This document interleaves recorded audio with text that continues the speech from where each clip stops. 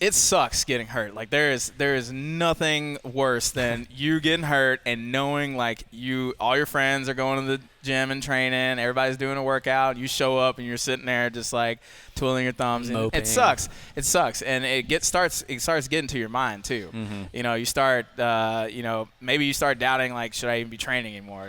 Sometimes I felt that. Well, it's mental. It's like a huge mental thing. It's a huge mental thing. And there's only so much that you can take, and you need support from other people. Right.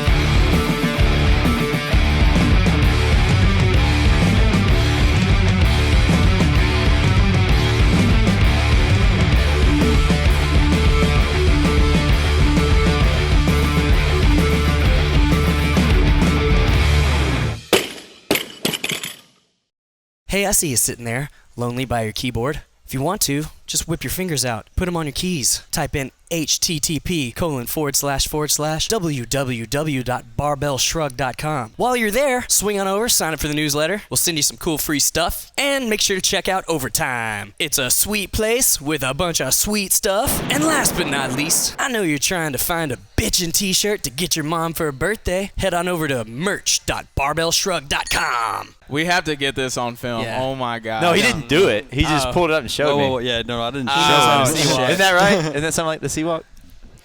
No. I don't ask me to Why do it. are you insulted? No. I would like to remind everyone that I'm the blackest guy here. Yeah, Kurt. Yeah, definitely. Can you do the Seawalk? Can you do the Seawalk? No, I'm not sea walking. Can you break your legs? Oh yeah. Do the stanky leg. Do it. What is the Seawalk? We're foot together. You like. No. I don't. I mean, I can't do it, but that's definitely. When we not watched it. the video, it was like. That wasn't really that wasn't what I was thinking when I saw the Seawalk. What is it then? Show me. I can't do it, but you form a C as you're moving. Try and do it. No. Why? No. Why not? Because I'm stubborn. You're scared. We're gonna talk about the stanky leg, though. All right. Well, something. That's what happens. What do they call that one? That's what happens when you squat. When you squat and then your leg just go in. That's the stanky leg. Or you get a concussion. And you're like dancing. All right, let's do this. Welcome to Barbell Shrugged. I'm your host, Mike That's McGoldrick. how you get injured. Yeah, doing silly shit like that. Where was I? I'm your host, Mike McGoldrick, here with Coach Mike McElroy. What's happening? Yep, there he goes again. Coach Kurt Mullican. Kurt Mullican. Mullican or Mullicant? Mullican. That's right. That's what you are today. That's right. And then Coach Alex Macklin. Yes. Awesome. So, again, thank you very much, Justin at Hit and Run, for hosting us here in Memphis, Tennessee. The iconic 1911 up on the wall. We got the gun now. Justin back there in the corner. I had to give him the shout out while he's right there because I don't know when he's leaving, with tea and chicken in the tube hanging out. At them pits, man. Right on. So what are we talking about today? Today, let's talk about coming back from an injury, right? So we've all been injured. If you're doing, complex exercises that have higher risk of, damage or whatever. If you're going hard, man. If you're going hard and you're trying to be competitive. You're trying to be competitive, and maybe you don't move the best. Maybe you don't have a great background. And you're doing very, very complicated movements like snatches, clean and jerks, and things like that. It's probably there's a good chance of it happening. We're not saying that we should accept it's going to happen. We're saying just here's how to be prepared. Right. So, I want to start this off with talking about something. And it's not always a bad thing, too. It's not always a bad thing. Well, getting injured? Yeah. Yeah, it's not always. It sucks. It's a bad thing. It's a bad thing, but you can learn from it. I think, you can always pull positives out of it. Yeah, exactly. That's what I meant. That's more what I meant. Sometimes it's a good thing. Yeah. Hey, it could be. I've got like a laundry list of mine from playing ice hockey for 12 years and then CrossFit for a couple of years. So I think my first one going back was my first real injury It was. all started when I was 4 years old. Hope you got time to sit. It was I think I broke a vertebrae in my lower back. I had 4 AC separations, 2 in this shoulder, 2 in that shoulder. Wow. From hitting people and then being hit as well. What else? Tore my groin, and recently I've tweaked my back. But so I wouldn't say too many, but some severe, some not so severe. But I'm excited about this today because to talk about the things that I've What learned. about throwing a bar on your shin at regionals? Oh yeah, that I was. don't know. It's getting like it's like a cut or something, an injury. Didn't like, you- What are we defining? You as went to the an injury? hospital. You got stitches. I feel like you got stitches. You were out for a little Technically while. an What injury. technically is an injury? Is it based on how bad it hurts or how Are many you stitches? Are it you is? hurt or are you injured? I did. That's the old school coach. The bar was extremely heavy. Right? No, it was actually 95 pounds, and I kind of like You went past your kinda anaerobic like- threshold. I was a little tapped, and I like whatever you want to call it, faint, pass out, drop, exhaust. Did you end up on gymfails.com? You had to have one more Were you rep. on YouTube? I don't know. Yeah, I got back up and finished, but I had to go to the hospital. I had like 12 stitches in my shin. But hey, I got a Right. shin guard, and I finished the next day. So how about Yeah. that? So then I wasn't injured. Yeah. So if you, All right. yeah, what do you got, McElroy? I got one. It was just recently. So I herniated C6 and C7. So I ended up having to have surgery there. That's really the first one I've had. It was So you had to have, Ever in you had your to have life? surgery. yeah, I had to have surgery to correct yeah, it. First, How long first major were you out of? I guess. So before training? I had surgery, I rehabbed it back for probably, I guess, total about 6 months, and then it kind of happened again, and had surgery the next week, and that's been about 3 months ago, and still not back to 100%, but So almost a building year. back into it. Yeah, it's been a year You've been process dealing with it a of year. dealing with Yeah. it. Dang. Yeah. Yeah, that's basically same. I'm kind of in the same boat. Like so recently, it's from an old injury. So back in like 2011, I really hurt my back doing a snatch, and it was just because I didn't have the best form back then, and I was trying to go pretty heavy, and totally just felt something not good, in the back, and pain shot all the way down the legs. I never really got it checked out, and never the damage was done. It's not even worth it. You pay a bunch of money to go You to just the- rub some blue stuff on it. yeah. But there was definitely damage, and I was out for probably a good six months, pretty much. But that flared up. I did a weightlifting competition back in May, and I came back, and it's funny. We can talk about this too, because I feel like I always get injured when I'm doing something that I shouldn't have been doing, and it's just like and the next day I was like, oh, okay, I'll hop in this CrossFit class, this regular class, and That's where you did it. yeah. So the workout was work up to a 1 rep max power clean and jerk and power jerk, and I had just competed like the day before, so I'm like, oh, okay, yeah, I'll do this, yeah, whatever. So I pull I work up to 275, 280, and I go for 285, and then it's like, boom, coming off the ground. I'm like, oh shit. What about you, Kurt? Most recently, I fractured my wrist at a metal show. Yeah. So you weren't training at all, man. Man, I was training, but I live hard too. I like to Right. party. But I'm up in the air, and some huge guy fucking comes off screen, just boom, land right on my hands on a concrete floor. And I was like, oh god. There was that. I sprained a cross-vertebral joint in my back doing some push jerks, and then most recently I was carrying some 25-pound bumpers across the room, and I set them on the other 25-pound bumpers, and I pinched my giblets. But that was a minor injury.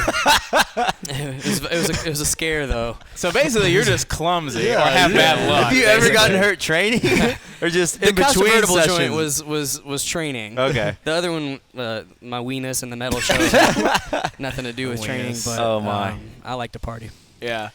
Yeah, thanks for sharing. Yeah, so with that said, we thought this was an important topic because obviously it's going to happen at some point, or for a lot of people, especially if you're being competitive, right? So if you're doing complex movements and you're pushing hard and you're trying to get next level gains or make the human body do things that aren't necessarily normal, you're putting yourself in that risk of injury. So with that said, we want to talk about how you react from that. So not so much the prevention and the science into that, but more about how you actually come back from doing that and dealing with it mentally, rehabbing correctly, and so forth. So, my wife tore her ACL on her knee about a couple of years ago at regionals, and the coolest thing with her was her recovery from that was she's stronger now than she was back then. And it's not necessarily, obviously she rehabbed correctly, but how she handled it was the most important thing. She took it as an opportunity that, well, it is what it is. This is all I can do. So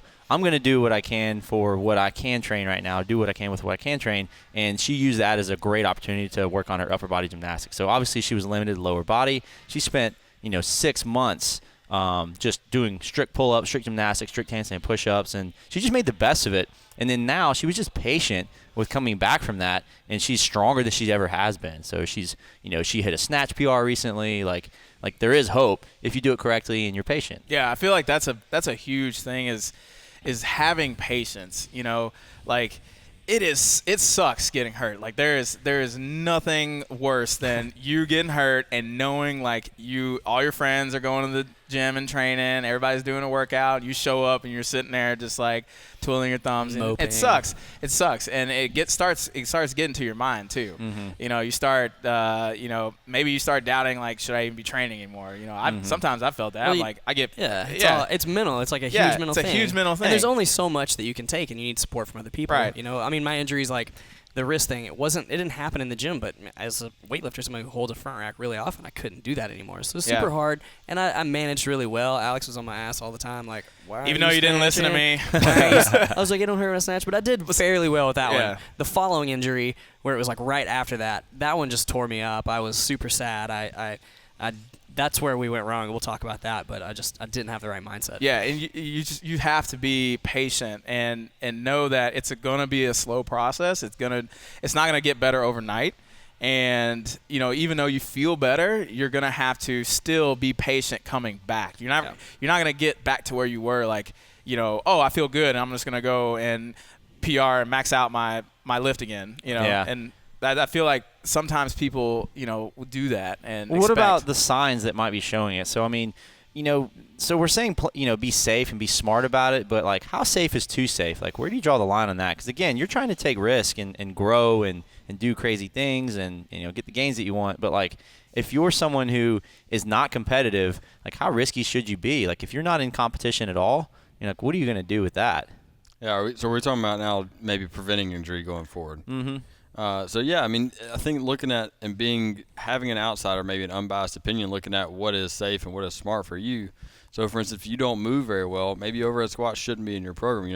We mentioned Doug earlier because all of his shoulder injuries he's had in the past, he just simply can't go overhead. So he just ignores it. He just doesn't do it. Right. Just snatch pulls and whatever he can do. It's a huge risk, but he knows not much for reward. Right. Yeah. So looking at your program and really getting down into why you're training and why you're doing what you're doing, and then designing the program based off that instead of just saying, hey, we got to learn how to snatch, we got to learn how to do muscle-ups because we're in a CrossFit gym, that's what we do. Looking at, what are our main goals, and if our goals are just health and longevity, then you can take some of those things out and just train in a smarter environment. Yeah. What's up, guys? If you're watching, forget that I'm on the mic. Sorry. What's up, guys? If you're watching episode 205 on how to come back from an injury, chances are that you or someone you know or some clients you have suffered through an injury, and you're working on either fixing it at the moment, or maybe you're interested in how to prevent it before it even happens, which I'm a huge fan of. A lot of people don't take action before it happens.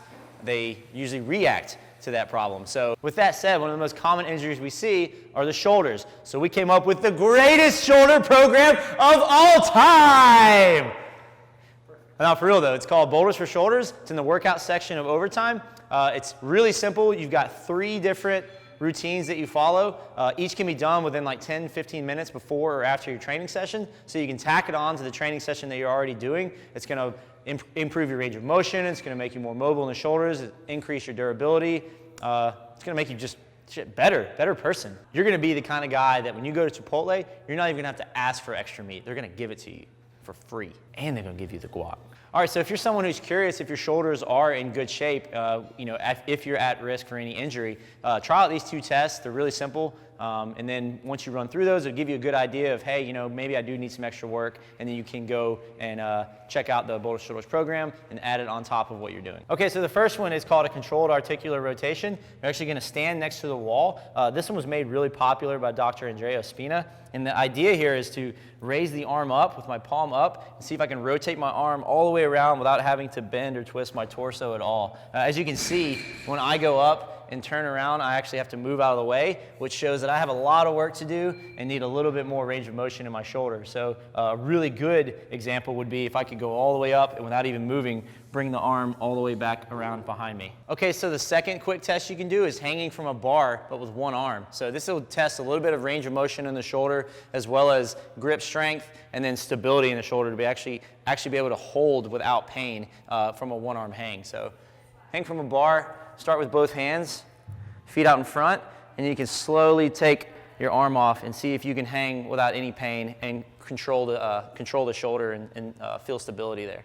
Okay, so there's 2 quick tests that you can run through. That's not everything there is in the world about shoulders, but just 2 quick ways you can run through and see if there's any indication that you might need some help with range of motion or strength in the shoulder. If you do find out that you're someone who needs some work, like myself, check out the Boulders for Shoulders programs. Again, it's in overtime in the workout section. Only you can prevent shoulder forest fires.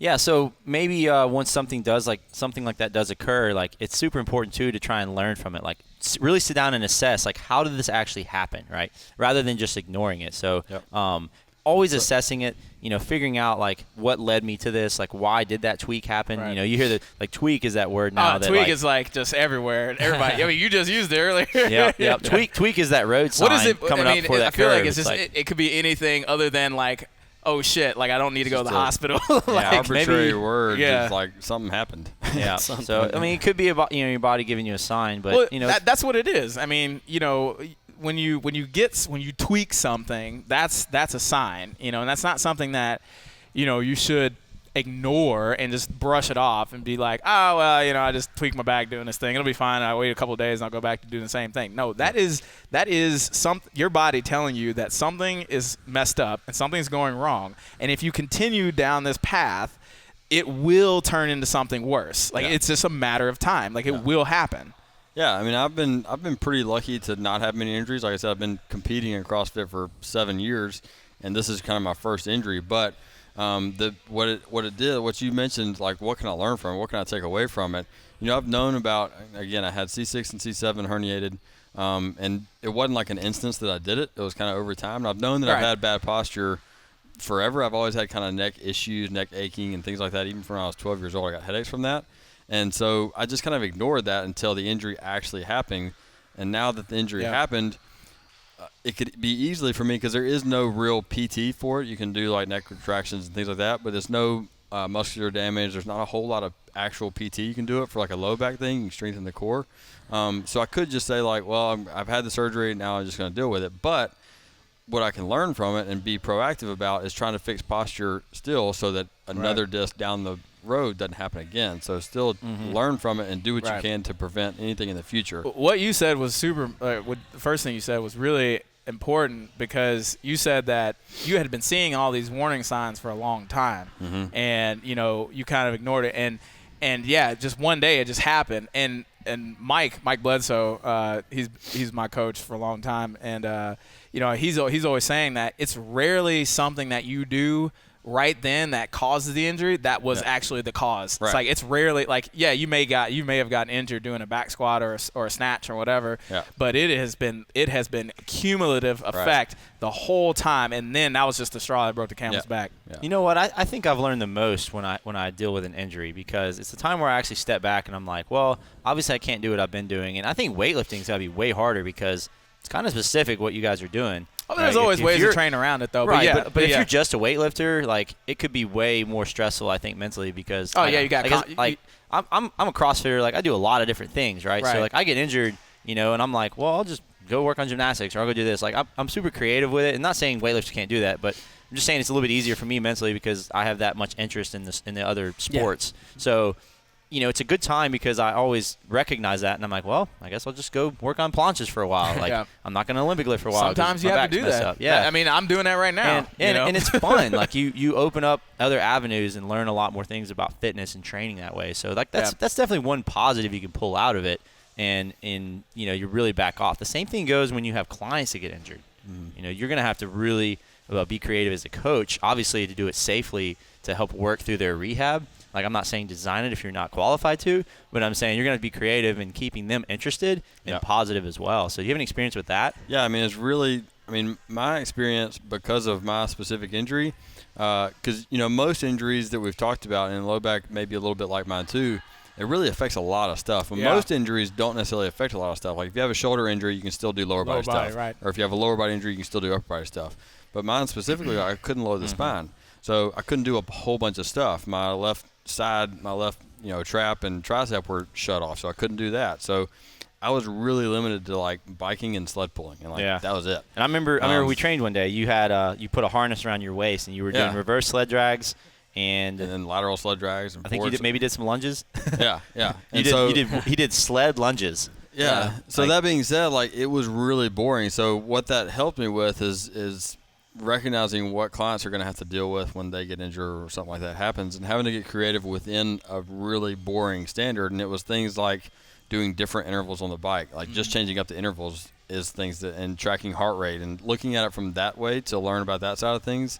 Not just to learn about it, but also to make it somewhat engaged. Right. Where Give I'm you not some just motivation. getting on the bike and doing it. I'm actually tracking some stuff. That was trying to get better. That was a really good point you just made. So going through it yourself is really going to help you connect with your clients 100%. When they get hurt, because now you really understand that, like, they come to you and you're like, oh, you can't do pull-ups, just don't do anything. Yeah. Like, that's the worst, right? Yeah, right. Like, so now you understand like what they would want to hear in return to that. That's going to be really helpful. Oh yeah, definitely, 100%. And I'm also you just made me a better coach. Thank you. I've been one that naturally moves fairly well or focuses on movement fairly well. I haven't always moved great, but I've always focused a lot of attention on that, and I've never had injuries. So leading up to that, with my competitors especially, I was like a kind of a I don't take anything, like I don't take any excuses. Like if something aches or like you're a competitor, like get over it. But now I kind of have this different perception of like, okay, we need to take that more into consideration and be a smarter coach about it, like you said.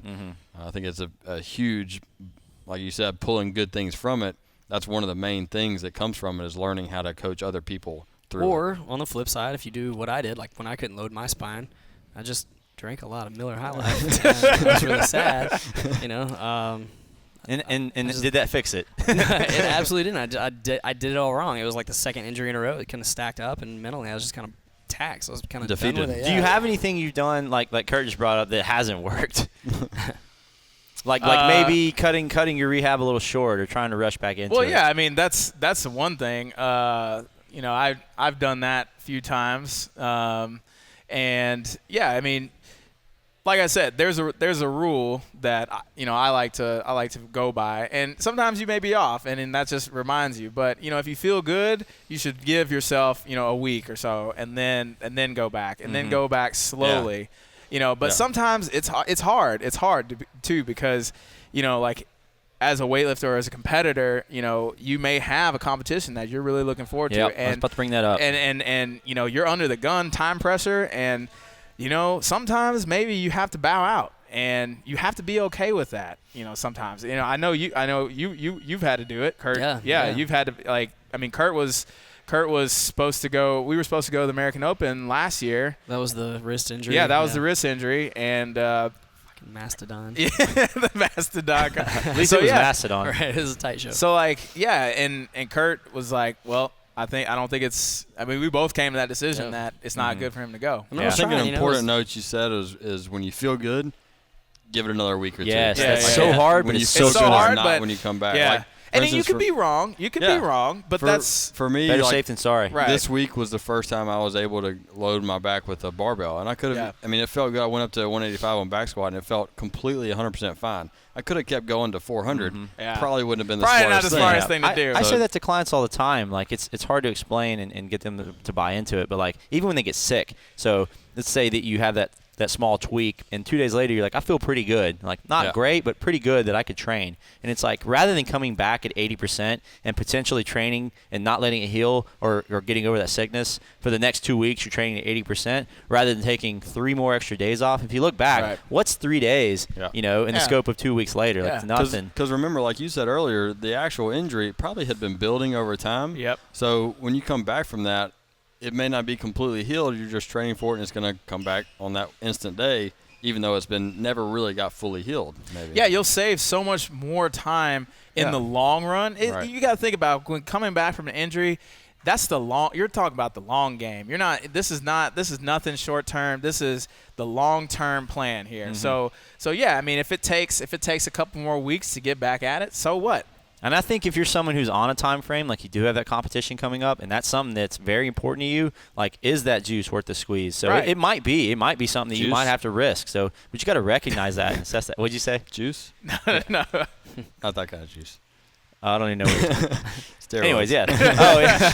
Oh God, don't even bring that up. Right. So the point being is like, yeah, I mean, sometimes it is, a risk that you're going to take if it's, a 3-year peak that you've been doing to go compete, and like it's worth getting, Right. taking that chance. But So- most of the time, it's not going to be. I mean, I would say if you're going to the Olympics or something like that, and Or the CrossFit Games. There's a lot of athletes get hurt in between regionals and the CrossFit Right. Games. A couple have had to pull out. A lot of them have competed injured. Right. I've seen it, Yeah. and they've been torn up. But I mean, they may not ever get the opportunity again. So I yeah. don't necessarily blame them for Yeah. putting Not at their all. body at risk like that. Like, Definitely lay it on the line for that. Yeah. I mean, so- it all boils down to is it worth it or not? Right. And for the most part, I think if you look at it as okay, I can have this little sweet feeling right now, or I can keep doing what I'm doing and then go back later and then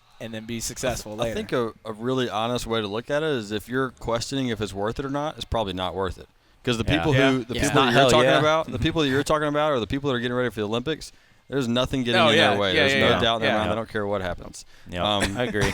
So if that question even comes up, then that's your automatic gut feeling that it's probably not worth it. What about getting help from the outside? We've been talking about just kind of emotionally and how to deal with it, and from that kind of standpoint. What about chiropractors and PTs and stuff like that to get help with? Yeah, I mean, I think go see 'em. Yeah, I mean, I've seen both chiropractors and physical therapists. I give a shout out to Jason Ward. Jason Ward has fixed my ass so many times, man. He's weird. he's fixed my back. He's fixed my shoulder. I think he's great. And I think it's really important. Like the reason I like him is because he does a lot of he knows about movement. Yeah. And so, when he's prescribing something, it's he's keeping that movement, like the good, like making sure I get in a good movement, Right. and then he's giving me a lot of stuff that I can do on my own to Right. help me like get rid of the pain or get rehab what I need to rehab. Sounds like a So good I have- therapist. Yeah, man, he's so I have awesome. somebody similar like Dr. Clayton Pitts. He's kind of the same way, and I think the important thing you said in the same way with Clayton is somebody that knows what you do, Right. and Yeah. knows that you're not just going to Super stop and sit on important. the couch. No, And no, they yeah, know, exactly. They know you're wanting to get back to function and what your function is, Yep. which is training. Somebody, not just a PT or a chiro, that kind of, in my opinion, that title is kind of irrelevant. It's more about, do they know what you're doing? Do and they understand. even lift? Do they even lift? I Yeah, got a mean, great that's example. important. In 2013, after regionals, when I qualified for the CrossFit Games, I tore my groin on the final event at regionals, right? So if you don't know, regionals is only a couple of months before the CrossFit Games. I mean, like a matter of weeks. And you want to talk about a level of freaking out, right? Like, Yeah, I I've remember worked that. years to get to this point, and then I have a pretty bad injury. I tore Perfect my groin. example of what we were just talking about. Yeah, so I'm really grateful for Dr. Brad Cole here in Memphis, because as soon as I was done with that, and this is also a measure of my patience too, like I've got 6 weeks to get ready for this big show, and I am like, I can't squat, I can't run, I can't train. Like, what the hell am I supposed to do? All I could do is focus on trying to rehab to the best of my ability, and then if that doesn't work, it is what it is. Like but trying to train through that at that time was not going to work. But Right. I went and saw this guy every single day. We did actually. I would drive out there because it was like 45 minutes from my house. I would drive out there. We would do treatment. I would actually go get lunch, do some work, and then go back for more treatment to heal. And this guy got me healed up in like 3 or 4 weeks, after a groin tear. It was crazy. But it was because of the level of patience. Like, I didn't do any squatting up until the week before the CrossFit Games. Yeah. Level of patience on one hand, but also the discipline on the other hand. That, again, we're going back to that athlete that says, there's nothing stopping me from doing this competition, and you're going to do everything in your power to get back to that. And everything in your power, we talk about people, we haven't brought this up yet, but like reoccurring injuries and people who just kind of continue to have these nagging injuries, the same thing. Like, doing everything in your power And that's a prime example. You were going to the chiro, or is he a chiro? Chiro pain specialist. Okay. So you're going to him twice a day, every day. It's 45 minutes away from your house, and we're trying to get like our clients in our gym to like maybe do crossover symmetry once a week. Yeah. to get their shoulders healthy. Like literally doing everything you can to help get this thing healed. Right, right. Not just resting. Just resting is not enough anymore. No, resting is you've got to address the issue. You got to proactively address the issue. Like if you're, and that's what we talked about that earlier. Is like getting hurt is an opportunity to learn something. So if your movement, if your technique is bad, now you've got this time now. Okay, how do I move better? Or if your mobility sucks, like now is the time to work on that. You know, and really hammer it. That reminds me of just a lot of reactive clients. So. They only react once something happens instead of preventing, a hand. And I'm guilty of it too. I think we all are. No one's gonna be scared of injury until it happens, right? Right. Like you just can't scare that into someone usually. Right. You can try and inform them about it, but until it happens, you don't know that kind of scare until you're like, shit, I got to change something. Right. Well, that's I something really I was gotta going to kind of talk about is the reactive client. Like, a lot of times people pay for a gym membership. They've got a coach, but they just go to class, get the instruction. They never really ask the coach what to do to get the best out of their workout, the Metcon for that day. And then maybe they get injured, and they don't even do anything then. They don't ask them anything. Yeah, they I don't was look for guidance. Yeah. So there's no help on the mental side or the physical side at all. Yeah. And it's because they've backed away. Right. As a coach, I think, and as a client, you got to meet in the middle and just try to find some common ground and just communicate about what happened. Yeah, I was gonna say it doesn't have to be like a chiro or PT. Just your coach, knows about movement, knows about what you're doing. That can also be a very good resource. Like in my personal experience, like we coached Kurt and I coached the Muscle Gain Challenge, and all of us have coached Barbell Shrugged programs, and there are people that get hurt all the time. And sounds terrible. I mean, that sounds terrible, but it's not. I mean, no one get hurt all the time, but they get hurt. We've had one get hurt one time. Yeah, people get hurt. Okay, so I talk with them, and I figure out what hurts, what doesn't hurt. What's going on, and try to figure out ways to work around. You can always. I feel like you can almost always train around an injury. Like, if your back is messed up, do single leg work. Like, or if you can't squat below parallel because it hurts, do box squats. Like, there's always something to do that you can train around. And it just maybe you don't know where to start, but that's why you can get some help. Like, go to a coach, go to your PT, go somebody that knows about movement, knows what you're doing. But you got to communicate. You got to communicate. Yeah. You have to communicate. And you got to assess it too. You have to assess. We're not saying work around it, like ignore it, like it never happened. Definitely figure out why it started in the first place. Because it's going to keep happening. Right. Yeah. So if it happened once, it can definitely happen again. Right. What about the athletes that you might get in the gym that you let them know the potential risk for that movement that they're doing, and they might keep kind of doing the same thing over and over. You keep reminding them, and then they keep kind of getting hurt, and you keep telling them, like, look, you don't fix this, you're not going to get, it's going to keep happening. Like, but they don't really listen. Like, how do you handle that if you're a gym owner? The way I deal with it, I literally come up to them and stop them from doing the movement, or take the bar down, or take the weight down. I literally come in and change the movement for them. I'm playing devil's advocate right now. Well, that's a respect thing, and I see it a lot. I'm a little passive at times. I've got a guy who should never be doing overhead squats. I'm like, let's front squat. I'll look over, he's doing a shitty ass overhead squat, and I'm just like, you're gonna hurt yourself. Like, it's not okay. And we talk about it later, but he's right back to it the next day. So, I mean, we're not babysitters ultimately, and people are going to do what they want to do, and you let them know. But, what do you do when it gets that bad? I feel like education too plays probably a big part of that too. Educating the person on their situation. Why we're limiting them? Yeah, totally. Right, and explaining to them. If you have someone new in the gym that's never overhead squatted before, and then they come in and they're super tight, and you just tell them right off the bat in front of the whole class, like, you're not going to do overhead squats today, and they're like, what? Why? Like, without actually spending the time beforehand where they understand why they're not doing that. Right. Of course, that's going to piss them off. Right? That's definitely on you as a coach. Like you got to spend the time educating them on why they're possibly not doing that and what you're going to do to help fix that. Yeah. Not only just telling them why they're not doing it, but let them know that you're on a path to work on to fix it, so they can get there at some point. Give them some hope, rather than being like, you're never going to do it again. He mentioned earlier the respect thing and the trust thing. It's developing that respect as the owner or the coach, and the trust that they can have in you that you are doing the best thing for them. So Like let's take the overhead squat for instance. I may have them during the warm up try to get into that overhead squat, try to work on those positions, and then when the workout comes, we change to front squats or something like that. Yeah. So, and again, educating and explaining why we're doing it, why we're limiting them, as just developing that trust and that respect for that whatever correction you're doing. And yeah, these apply to prevention and as well as after getting injured. Exactly. So, Yeah. So and also not just to throw in too, as a coach, you don't have to always know the answer.